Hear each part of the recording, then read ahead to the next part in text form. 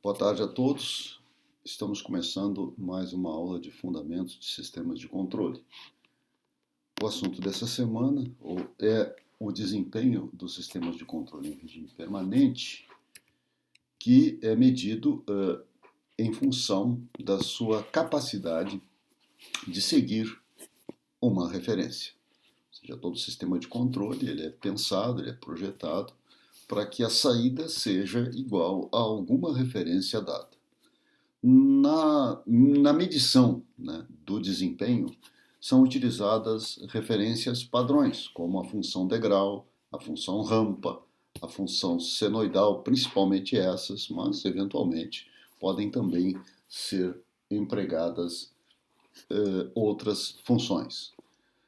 Essas referências devem ser seguidas de modo que sinais de perturbação sejam rejeitados assintoticamente. O que significa assintoticamente? Significa que todos esses sinais que perturbam o processo, eles deverão ser rejeitados de forma a que a saída do sinal permaneça inalterada, ou se perturbada, ela retome o seu caminho original rapidamente. Então a rejeição assintótica tem a ver exatamente com isso.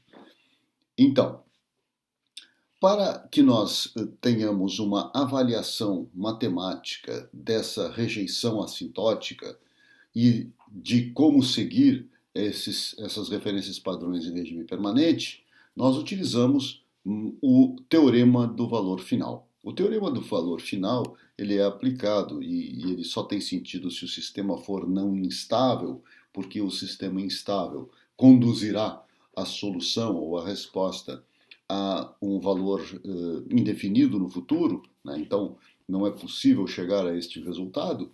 O teorema do valor final ele determina o valor da saída do processo y, né? A saída do processo no tempo infinito. Então, este teorema nos diz que este valor de y no tempo infinito ele é correspondente ao limite do produto da variável S, que é a variável de Laplace, vezes a função de resposta no domínio de Laplace, no limite para S tendendo a zero. Então, essa função, essa operação aqui nos conduz ao resultado do valor da variável. Isso vale para qualquer variável, não necessariamente a saída, mas o valor da variável, neste caso a variável de saída, no regime permanente, sabe? Né? Que é o que nós entendemos como o valor que ele tende quando o tempo tende a infinito. Como a saída é igual à função de transferência vezes a função de entrada, que no caso é a referência, nós podemos então reescrever este teorema dessa forma. Limite para S tendendo a zero de S vezes R de S vezes T de S. No sistema de controle simples que nós estivemos estudando até agora, em que nós temos uma referência que entra num controlador comparada com a saída do processo, então a saída realimenta o sistema de maneira que, ao ser comparada com a referência, nós tenhamos aqui um erro que é inserido, que é informado ao controlador, que por sua vez atua no processo para corrigir aquela saída. Então, nesse sistema aqui, é o sisteminha mais simples, né? A função, a aplicação então do teorema do valor final, considerando inclusive aquela perturbação que está ali, Q de S, né? Ele vai ser igual a essa expressão que nós já vimos, acabamos de ver agora anteriormente. Então, aplicada essa expressão aqui no nosso sistema, o y de S é igual a este valor aqui, ó, C de S vezes G de S sobre 1 mais C de S G de S, que multiplica o valor de referência, mais esse outro termo aqui, que é G de S, função de transferência do processo dividido por esta função de transferência 1 mais C de S G de S, vezes Q de S. Observando-se, então, que a instabilidade ou a estabilidade do sistema que depende do denominador, ela é idêntica, né, para seja observando a resposta com relação à referência, quanto a resposta com relação à perturbação.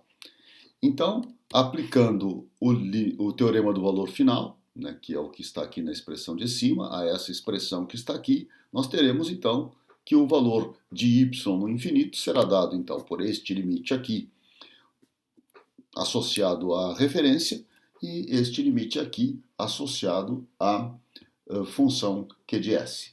Então, esta é a tarefa que o nosso sistema qualificado deve, então, seguir. Ou seja, o sistema deve seguir a referência. Portanto, em regime permanente, o ideal é erro zero. O erro zero significa, então, que y de S será, ou y no domínio do tempo, ou seja, y de S também, será igual a R de S. No infinito, isso também tem que ser verdade, né? Então, o importante aqui definir o erro, né, em que a saída do sistema tem que ser igual ao sinal de referência, o que significa que o erro em regime permanente, que é o E, a diferença entre os dois, não deve existir. Se o erro não deve existir, né, ele, ao ser calculado, também pode se aplicar o teorema do valor final, ou seja, o erro no infinito é igual ao limite para S que multiplica E de S, para S tendendo a zero, o que, considerando que o erro é E de S, R de S menos Y de S, nós teremos então essa expressão aqui, resumidamente, né, como sendo o limite para S tendendo a zero de S, R de S, que multiplica o valor que está dentro desse colchete, 1 menos a função de transferência do processo, Q de S. Né? Muito bem. Para melhor ilustrar isso, então vamos começar a trabalhar com exemplos. O primeiro exemplo é este exemplo 1.10, né, em que nós vamos determinar o valor da variável de saída em regime permanente, aplicando o teorema do valor final, e também o erro, calcular o erro, né, em regime permanente, aplicando o teorema do valor final. Em primeiro lugar, vamos pegar o nosso processo, o nosso sistema, com controlador e processo, e assumir que a perturbação nesse primeiro momento é nula, perturbação é igual a zero, né? E que essa referência é uma constante, o que significa que nós temos um degrau sendo aplicado. O sistema, na verdade, tem uma função de transferência do controlador e uma função de transferência do processo. Neste exemplo, a função de transferência do controlador é a identidade. Nós temos um controlador proporcional com ganho 1 aqui presente, e o nosso processo, então, terá uma função de transferência 1 sobre S mais 2. Aplicando o teorema do valor final nessa expressão, nós, antes de mais nada, temos que calcular o valor de R de S em função, o valor de Y de S em função de R de S, já que o Q de S ficou igual a zero, então naquela soma de dois termos, o segundo termo que está aqui, que estaria aqui, né, aqui onde está passeando aqui este cursor, né, ele seria zero, mas a função de transferência seria C de S, G de S, 1 mais C de S, G de S, aquilo que nós já vimos, né, anteriormente. Então, se C de S é igual a 1, G de S é 1 sobre S mais 2, é só substituir esses valores aqui no domínio de Laplace, resolver essa equação algébrica e nós teremos que, então, finalmente, né, o Y de S será igual a isso aqui, 1 sobre S mais 3 vezes 1 sobre S. Muito bem. A seguir, o próximo passo é aplicar o teorema do valor final para ver qual vai ser, então, este valor da variável de saída nesse sistema no tempo infinito. Então, y de infinito é igual ao limite para S tendendo a zero de S vezes R de S vezes T de S, o que, com R de S sendo igual a 1 sobre S, que é a transformada de Laplace da função degrau unitário, e o T de S sendo aquela expressão né, 1 sobre S mais 3, sendo o resultado daquele produto, né, que nós calculamos anteriormente, né, nós temos então, né, aplicando o teorema do valor final, vocês observam que tem um S aqui, eles se cancelam. Fazendo S tendendo a zero, nós teremos 1/3 como resultado. Só sobra aqui 1 e 3, né?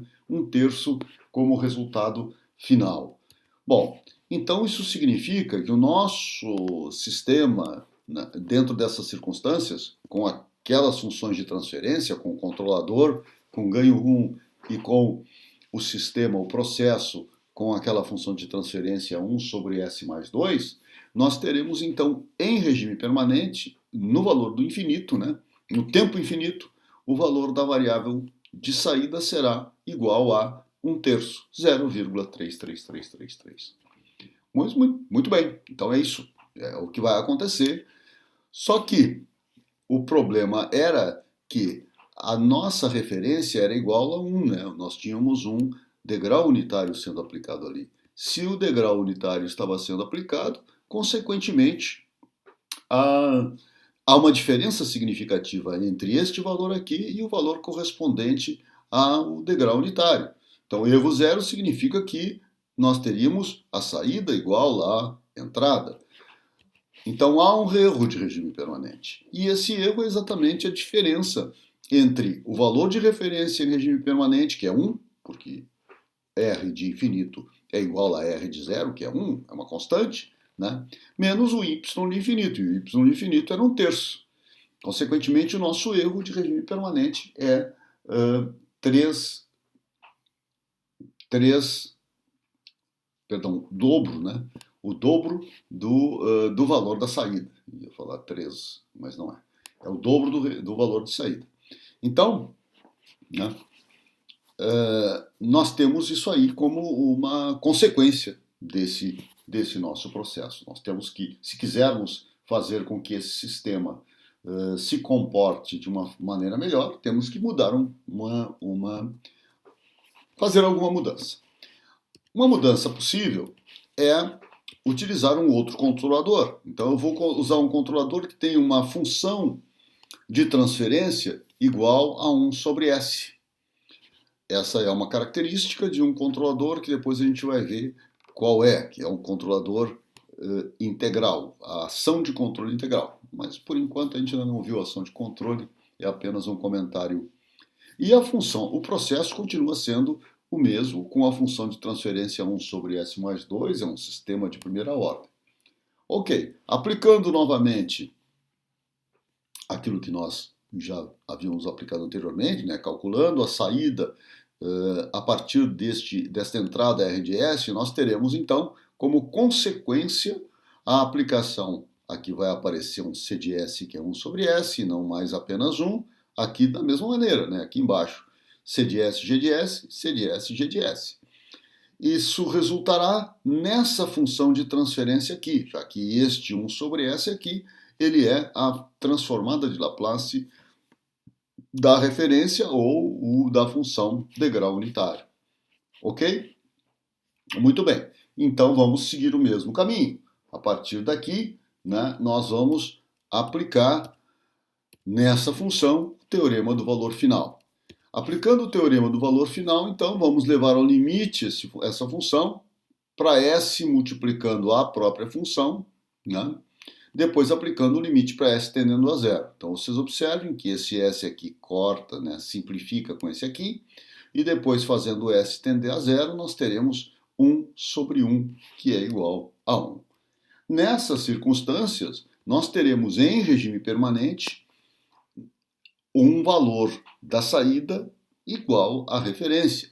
Consequentemente, o erro de regime permanente será igual a zero. Certo? Então, neste caso, estamos atingindo um desempenho ótimo em regime permanente, condição que nós estamos discutindo nesse momento, né? Muito bem. Vamos fazer então uma breve análise, concluindo algumas coisas a partir da aplicação desse teorema do valor final. Neste caso aqui, no primeiro caso, em que o C de S era um controlador de ganho constante, mas adiante a gente vai ver que com os ganhos maiores nós conseguimos melhores resultados, porém sempre vai ter um erro, né, no controlador proporcional. Esse controlador proporcional vai me proporcionar, neste caso, né, esta expressão, né, com este termo sendo a chamada função de transferência de laço, né? A função de transferência de laço. Então, essa função de transferência de laço, que é C de S vezes G de S, isso aí é o nome que se dá, né, a esse produto.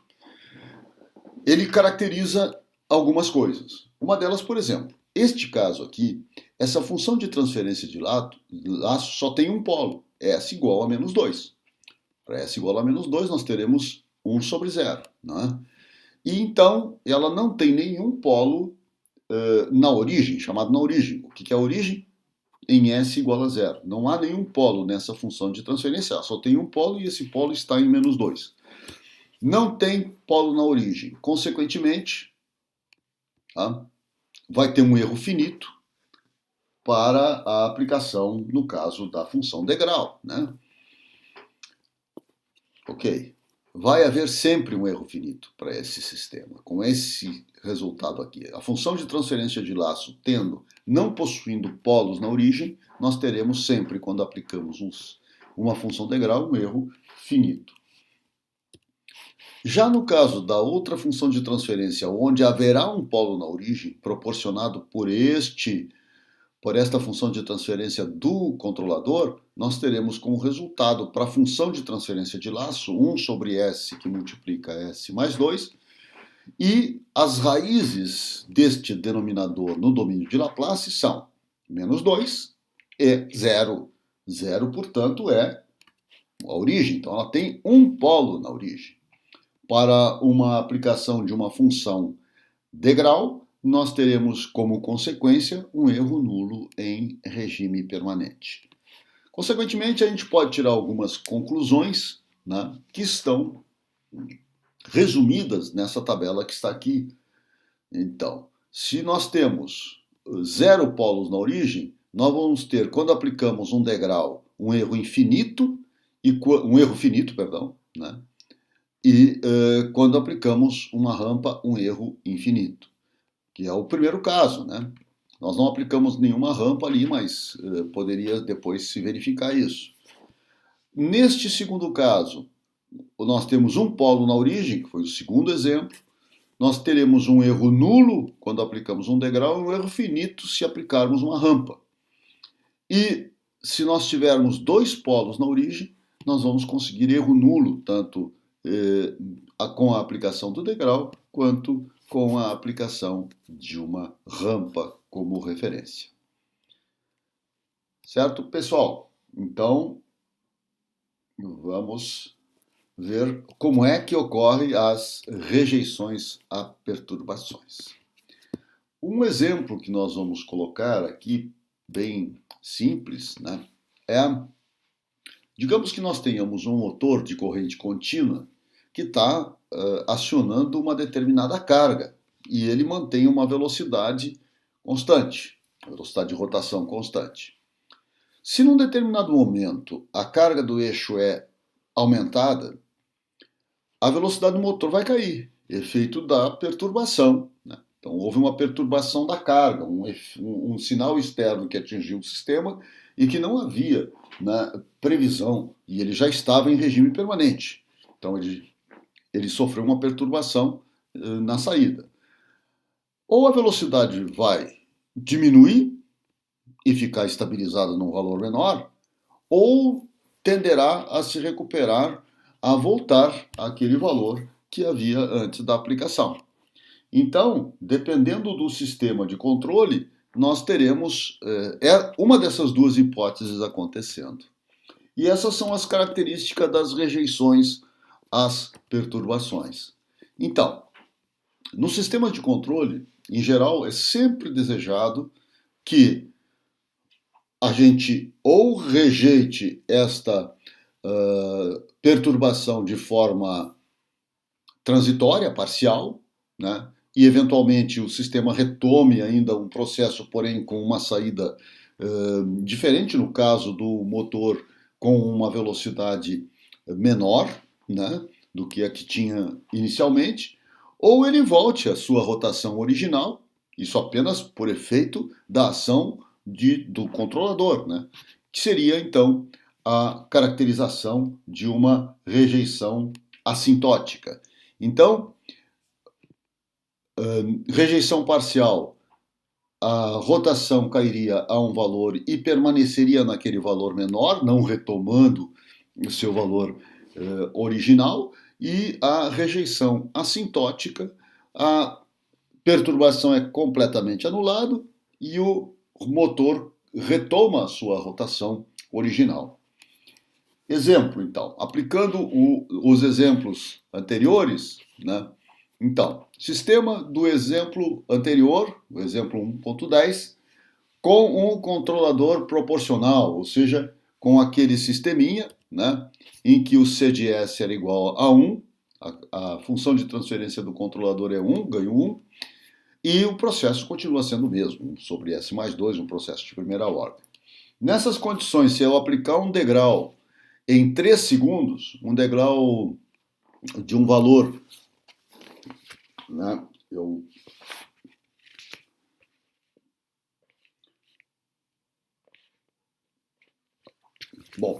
um valor, eu não sei exatamente qual foi o valor que foi aplicado neste exemplo, mas eu até poderia pesquisar isso num outro momento. Mas aplicando um degrau ali, a perturbação vai então produzir uma queda na rotação. Então a rotação estaria num determinado valor e com a aplicação dessa perturbação, um aumento da carga, a rotação cai para um outro valor menor, aqui seria talvez 0,5, 0,6, e não tem aqui a unidade, mas seria algo entre 0,3 e 0,4, né? Perdão, entre 0,3 e 0,4, falei 0,5, 0,6, não. Entre 0,3 e 0,4, e cairia um pouco abaixo aqui, até provavelmente abaixo de 0,3. Muito bem, isso é impossível, quer dizer, se houver uma perturbação do tipo degrau na saída aplicada num determinado tempo para esse processo aqui, para esse processo com esse controlador associado, não há o que fazer. A rotação vai cair para um determinado valor um pouquinho abaixo desse valor que estava acontecendo em regime permanente. Se, entretanto, o processo for esse aqui, aquele que temos um controlador com uma função de transferência igual a 1 sobre S, consequentemente, nós vamos ter esse procedimento aqui. Então, se for aplicado em 8 segundos, aqui em 8 segundos foi aplicada uma perturbação similar à que foi aplicada no caso anterior. O sistema retoma a sua rotação depois de um certo tempo. Então, a referência era uma determinada rotação que foi estabelecida, dada aqui unitária, né? Mas o sistema vai retomar essa rotação independentemente, né, de qualquer outra coisa que aconteça. Aconteceu a perturbação, tudo bem, né? Caiu a rotação, mas ela retoma para aquele valor original. Então, resumindo um pouco aqui essas questões das rejeições às perturbações, no caso da rejeição assintótica, aquela em que o sistema retoma a sua condição de operação em regime permanente, o sistema deve ser capaz de gerar internamente o próprio sinal da perturbação, o controlador que tem esse papel, né? E esse sinal vai ser um sinal que tenha o sinal oposto à perturbação, que acaba cancelando, né? O que matematicamente equivale e que o laço entre a perturbação e a saída deve possuir os polos do sinal da perturbação. Então, como o nosso processo possui, né, essa condição, nós vamos conseguir essa rejeição assintótica com a aplicação de um controlador 1 sobre S lá, com função de transferência 1 sobre S. Comprovando isso que nós falamos com a aplicação do teorema do valor final, nós teremos então, agora, o que nós queremos? Queremos saber como é que se comporta a saída em relação à perturbação. A relação entre a saída e a perturbação foi dada, se vocês relembram um pouquinho, né, ainda hoje, lá do início, quando nós primeiro escrevemos a saída do processo para esse sistema, a relação entre a saída e a perturbação era essa aqui. A função de transferência entre a perturbação e a saída é essa, G de S sobre 1 mais C de S vezes G de S. Então, aplicando o teorema do valor final nessa expressão, dependendo do caso, evidentemente, né? Agora nós vamos aplicar isso aí para o caso primeiro, onde o controlador era um controlador proporcional, e para o segundo caso, onde o controlador era um controlador integral, e com cada um a sua função de transferência. O processo é o mesmo, evidentemente nós temos que comparar coisas, né, similares. Não dá para ficar. Então, no primeiro caso, quando nós temos uma perturbação de grau, certo? E no nosso processo, a função de transferência da perturbação de grau, perdão, a transformada de Laplace da perturbação de grau, o Q de S, é igual a 1 sobre S. Então, a perturbação sendo de grau, o Q de S dela é 1 sobre S. Aplicando isso naquela expressão, ou seja, y de S é igual a C de S, G de S, sobre 1 mais C de S, G de S, né, nós teremos com o C de S igual a 1 e o Q de S aqui, né, C de S igual a 1 aqui, C de S igual a 1 aqui e G de S aqui, nós teremos este resultado aqui. Manuseando um pouco essa expressão, ou eventualmente aplicando o teorema do valor final, janela, né?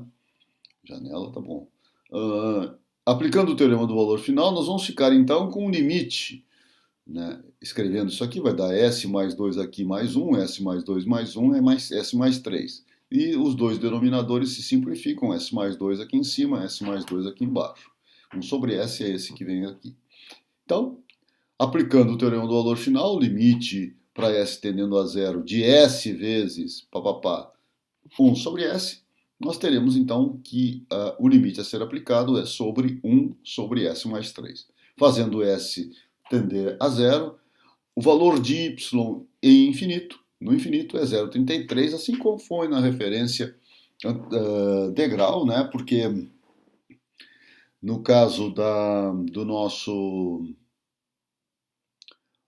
sistema, nesse caso aqui, como C de S igual a 1, a função de transferência em relação à perturbação e a função de transferência em relação à referência são iguais. Então vai dar o mesmo resultado. O processo responde com o mesmo resultado, ou seja, 0,33.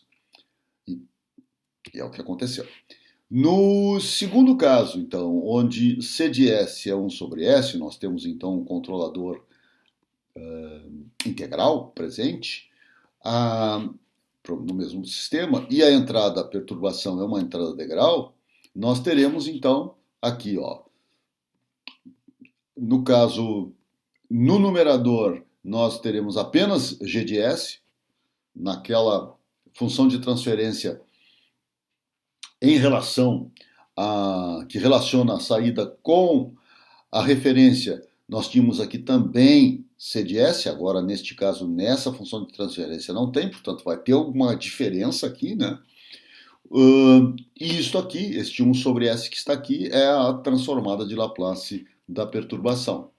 Aplicando então o teorema do valor final, limite para S tendendo a zero, né, dessa expressão toda que está aí, nós vamos ficar então com limite para S tendendo a zero de S sobre S, que multiplica S mais 2 mais 1. Então, Levando S ao limite, no denominador nós vamos ficar com 1 e no numerador com 0. Portanto, o resultado é que y de S será igual a 0. E aí, a conclusão é, bom, neste caso, né, a perturbação vai ser simplesmente eliminada pelo processo, porque a saída correspondente à perturbação, que é esse y de infinito, ele é zero. Então vai permanecer apenas no processo a saída ou a parcela da saída correspondente ao degrau de referência, certo? Então, no caso anterior, nós tínhamos ainda uma saída 0,33, que seria uma referência ainda, um resquício, né, uma parcela de saída devido à perturbação, e agora, neste último caso, nós não temos mais essa participação, né? Algum resquício da saída proporcionada pela perturbação. Quando a perturbação for rampa, no primeiro caso, nós teremos então, com o controlador proporcional ganho 1, o mesmo processo. Agora, a função de transferência, ou seja, a transformada de Laplace numa função rampa unitária, rampa de inclinação unitária, é 1 sobre S ao quadrado. Então, quando nós tivermos essa situação, a saída do processo, ou seja, a saída referente à perturbação, a parcela da saída referente à perturbação, vai ser G de S sobre 1 mais C de S, que é 1 vezes G de S, e aqui Q de S. Aplicando o teorema do valor final, nós vamos obter um resultado y de infinito igual a infinito. Ou seja, resolvendo aqui algebricamente, vai sobrar ainda no denominador aqui um S, o que faz que na aplicação do limite, quando S tendendo a zero, quando S tenderá a zero, o resultado da função, da expressão, vai ser igual a infinito, o que significa que aquela perturbação rampa vai produzir nesse processo sempre um efeito infinito, vai continuar aumentando a saída até o infinito. Então, isso é uma consequência, né, de nós termos um processo com um controlador que tem essa função de transferência, que faz com que a função de transferência de laço não tenha polo na origem, né? No segundo caso, quando a perturbação rampa é aplicada naquele processo em que o controlador tem um polo na origem, em que o controlador é 1 sobre S, a sua função de transferência, caso do controle integral, nós teremos então, com a aplicação da mesma perturbação rampa, com função de transferência, com transformada de Laplace 1 sobre S ao quadrado, a aplicação então dessa função aqui. Então, no numerador G de S, no denominador 1 mais C de S vezes G de S, e aqui Q de S. Efetuando a operação algébrica aqui no domínio de Laplace, para depois levarmos ao limite, né, para S tendendo a zero, vocês observam que depois das operações realizadas nós teremos aqui S sobre S simplificando, e nós teremos 1 sobre 1 quando o S for levado ao seu limite zero, portanto, o y de infinito vai ser igual a 1. Nós teremos então, neste caso, um erro finito, né? Observem que no primeiro caso nós tínhamos um erro infinito, e agora nós temos um erro finito, um erro grande, tudo bem, mas é finito este erro, porque o nosso objetivo era que a perturbação não deixasse nenhum vestígio, não deixasse nenhum resquício no nosso processo. Então, vamos colocar aqui mais um caso onde nós temos um controlador aqui com essa função de transferência. Depois a gente discute um pouquinho mais esse procedimento, esse possível controlador.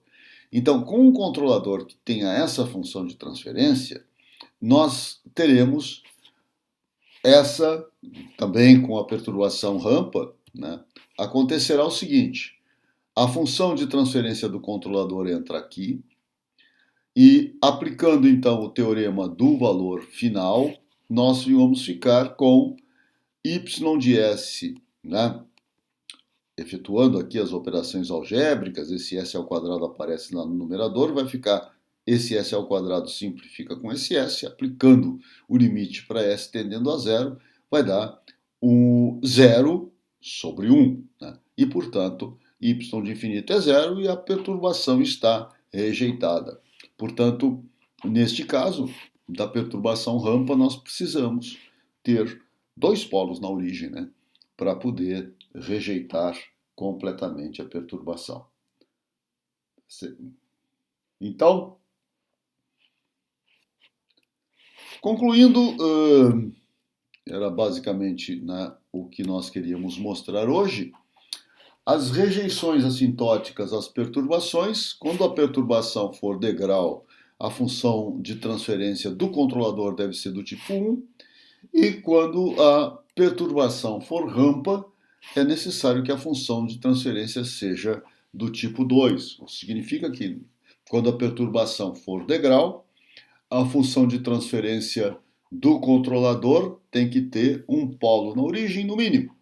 E quando a perturbação for rampa, a função de transferência deverá ter, no mínimo, dois polos na origem. Se tiver mais, não tem problema, porque aí vocês vão encontrar sempre mais um zero na aplicação do teorema do valor final. Por enquanto, né, são essas as conclusões a que podemos chegar. Então, pessoal, aqui nós concluímos esta aula de hoje e na próxima semana, né, nós teremos então uma aula sobre as ações básicas de controle.